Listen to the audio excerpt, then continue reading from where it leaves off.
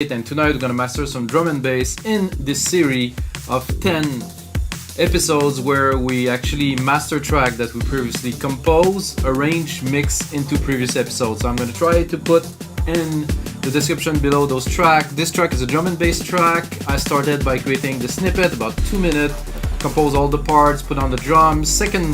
So on the second episodes that I work on this track, I actually arrange and mix the track, and on top of it, afterwards, I actually put in a couple more hours of work to make it a release-ready track, which actually will be released on a compilation that's called EDM Sessions. That's going to be released in May on my label, Progressive Grooves Records. So all the tracks that we're working on are going to be released.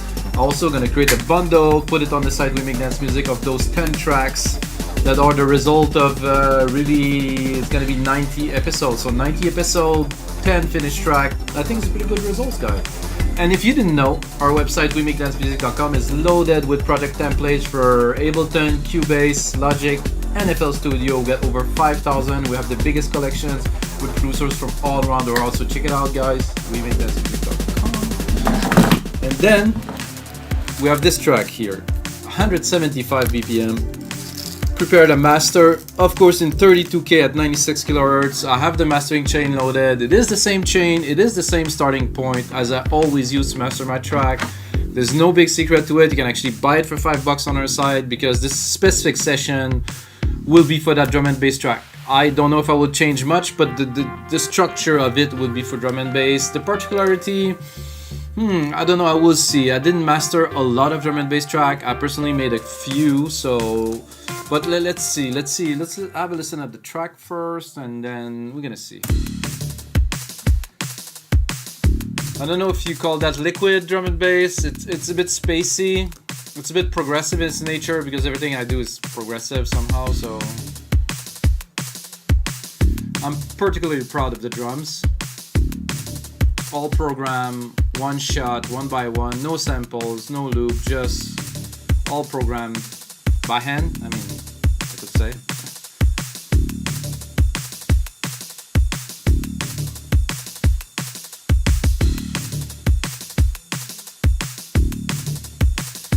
As you can tell, this is a DJ track, so I leave some room for the DJ to mix it.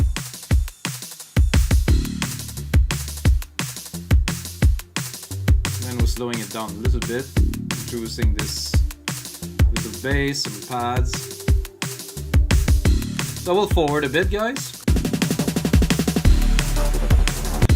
Okay, maybe I'm gonna get here. Ooh, start building. I love it. Atmospheric, trippy sounds. Drum roll.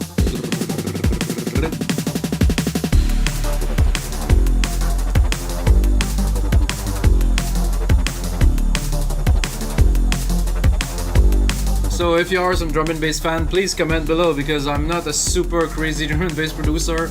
I love the genre for many years, but this is my try, you know? This is what I'm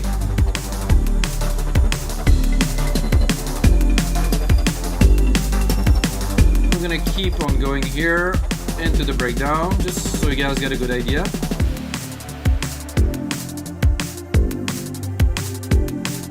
Super clean, very nice and open already, so it's gonna be a fun mastering to do. And then this, for me, it has to be a happy lead. Like, if you want to know how to compose this lead, check out the episode below.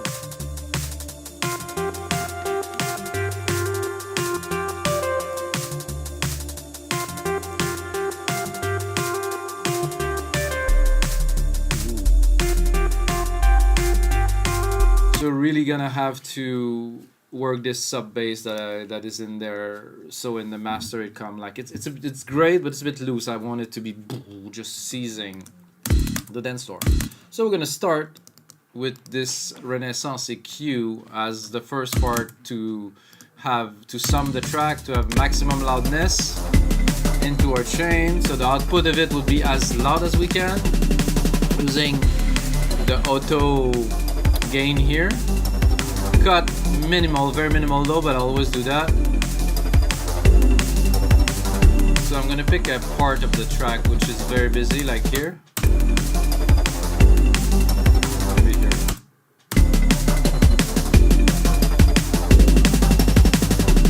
guess at 113 is better here. So I'm gonna set up the chain, not all of it, but most of it into this part, because this part is busy, everything is there, it's full. So if the chain works well here, it's gonna work very well in other parts. Okay, second plugin, we're going to a VEQ4. I'm gonna turn it on. It's the setting from the previous track. I think I'm boosting the low, 180 hertz, 1 dB. I think I will.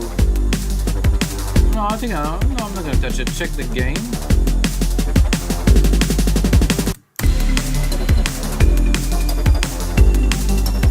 Make sure there's no clipping anywhere between the plugins. I get a linear EQ here, which I will use in this case. This is a setting.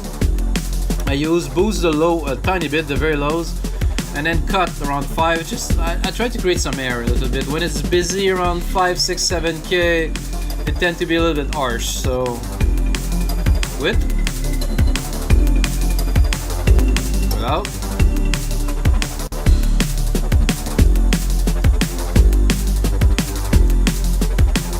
Because there is not so much in the low end except the like that sub bass that hits.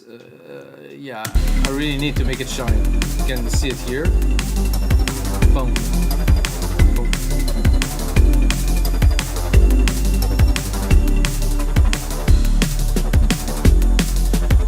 Definitely gonna balance the track to perfection. First plugin that has a real effect, at least we will increase the loudness, 2 dB of compression on the L2 Ultramaximizer. Tiny bit every step, a little bit of processing, a little bit of processing, a little bit of processing. Never big steps, never 5 dB of compression or 10, as far as I know. Some people do that. Never. It's not the way. I want to preserve the material. I just want all of it to be louder, to be in your face, to have that special vibe and some harmonic distortion. Second plugin that will really affect the track, LIN MB with the adaptive electro mastering that I actually change a little bit the low end, so I don't know if it's gonna work for drum and bass. This is the setup that I used before.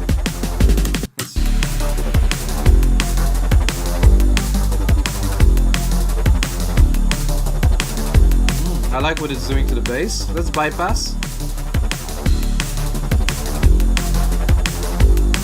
You can really hear a massive difference. Let's solo. Oh yeah. So you can tell it's clean when you listen to that.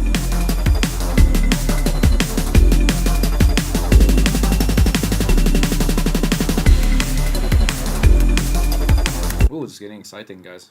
Getting in the groove. Woo! Then I'm gonna use API 2500 for the carater, really mainly, not so much to do so much action again. Some carater, 2 dB, maybe 2.5 dB of compression. That's it. Why? Because without, the effect is so minimal, but overall, as we build, it just makes the track freaking amazing. Then we got an SSL G Channel, which I will actually use but not abuse. So let's do it. I want some top end. I want some air. So 2.5 dB. So you can barely hear it. Let's go crazy.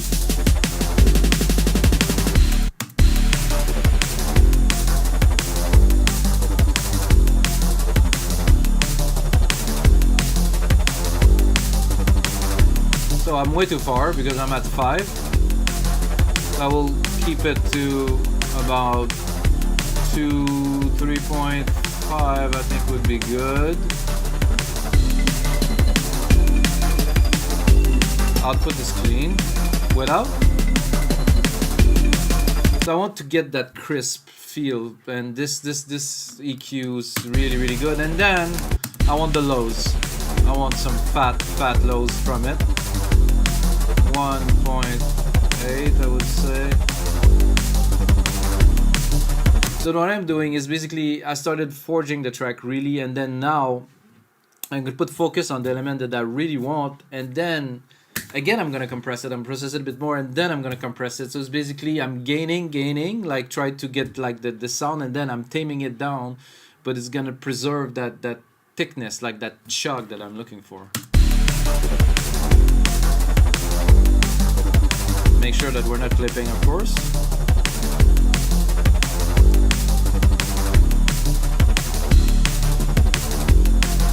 So with, without. There's something, there's a stereo effect on that console, and also the lows perfect, the crisp of the high, I'm loving it. Okay, the center we might use, but not so much because we don't have big leads in there, it's more like spacey, so let's put it to 0. 0, 0 here first, and then crank it up. See how far I will go. It's nice with the percussions. A bit less. So without, with. Really put the track in the speaker to perfection. A little bit more to the side, a bit bigger. To me, it's like it's filling the speakers. Very nice, very useful. And then we're gonna add some harmonic distortion with the Kramer tape. Oh yeah, here we go. I'm gonna give it more juice because we want some warmth. Oh yeah, the bass just popped right there. For me, it just popped now. So without, with. Oh, the bass has this lovely silky texture now. That's just freaking great.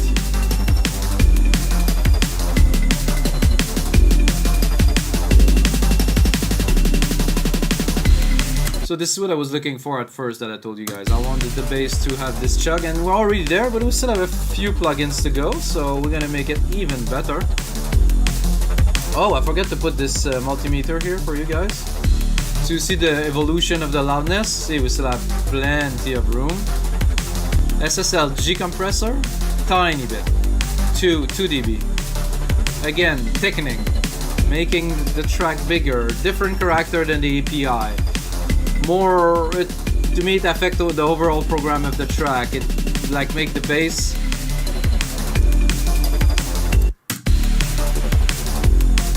see without. Oh, so not too much, eh? Very little, as least as I can, as a matter of fact.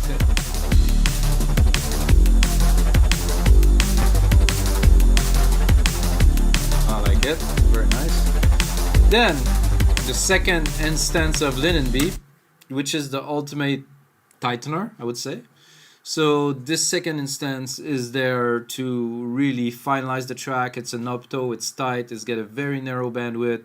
It will make all the bands really where all the sounds where they belong in the spectrum, so they come out of the speaker just hammering at the right frequency and the right phase, very important. So here we go. Oh, we're clipping, so we're a bit loud on the input signal. With, without.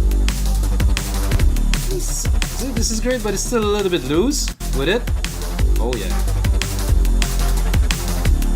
Make sure we're not clipping.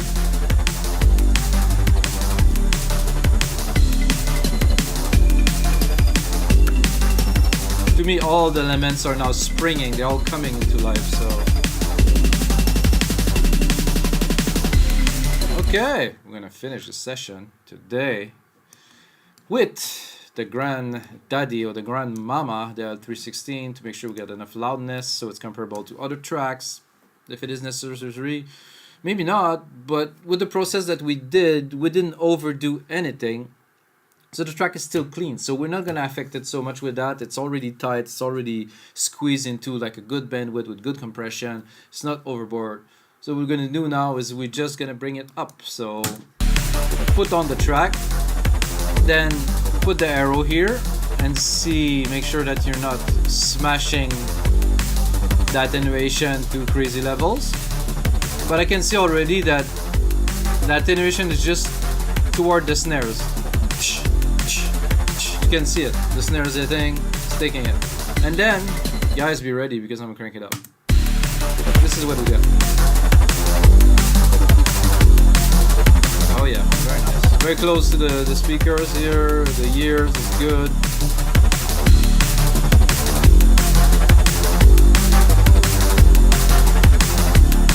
So I don't think I will go any further. I'm tempted because I'm at -12 and the other track that I mastered for this compilation, they're a little bit higher, but the perceived loudness of it is quite intense. I mean, this is already very loud, so I would push it another half a decibel. Okay. Alright guys, so this is it. So now we can have a bit of a listen and I will let you know my thoughts on it. Let me know your thoughts on the track in the comments below. And that's it guys, this is my track. It's called Emptiness. It's gonna be out very soon because it's the very, so I have one more episode to do, like one commercial progressive house track to master, then they're all done. I package them and I put them out. So check this out guys, let's have a listen.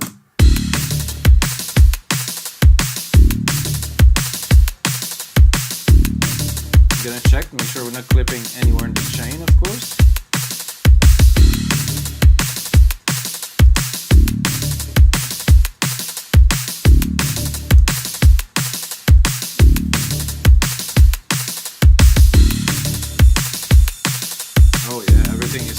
Crisp, so much in your face. It's so much more pleasant to listen to a track that's properly mastered like this one.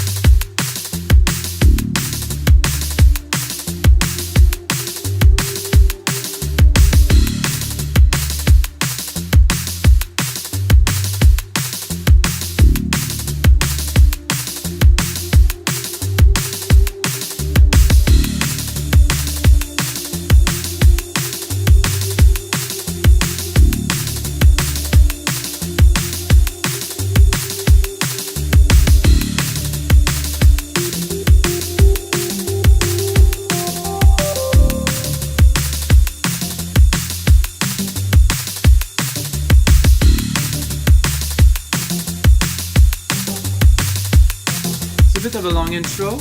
Personally, I think it's good for DJs, so they have the time to really bring the track in.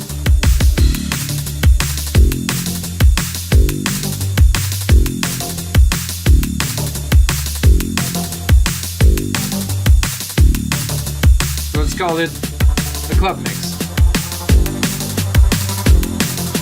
Oh, the space and those echoey sound, wow. Now the sub just came in. I hope you can hear it. Oh yeah. Oh, clipping a little bit here. Ease it off.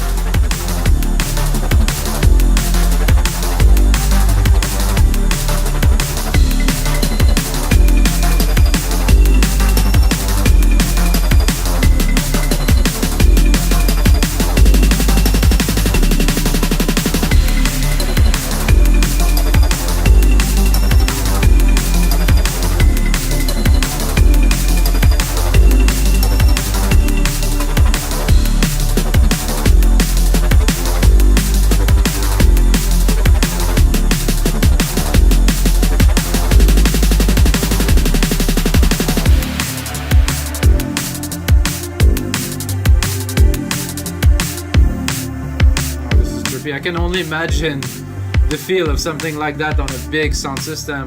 Oh yeah, I would dance to that, like, wow.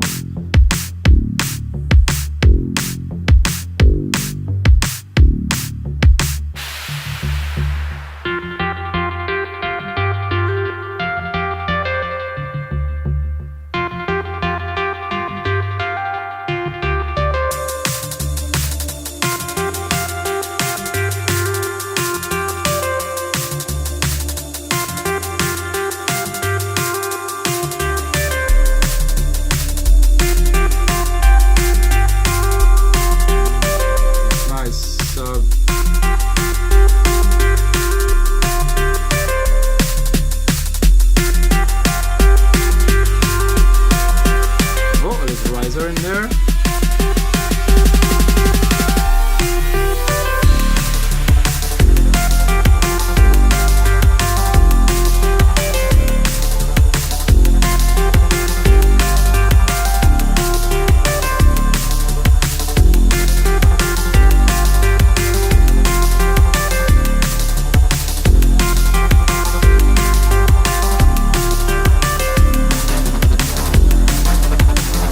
Alright guys, so this is everything for episode 88 of the EDM Sessions. I hope you guys enjoyed those mastering sessions. I made a lot of episodes where I compose track from scratch. I will get back to that at episode 90 to 99. I'm gonna bake some tracks in a bit of a different format for you guys. I hope you enjoyed the show. If you're still watching, you just earn yourself half price on our site. You just use my name, Mikas, M-I-K-S, when you check out on WeMakeDanceMusic.com, and you get half price your first order. Hope you guys enjoyed, and of course the most important part, am I looking at you? May the sound be with you guys.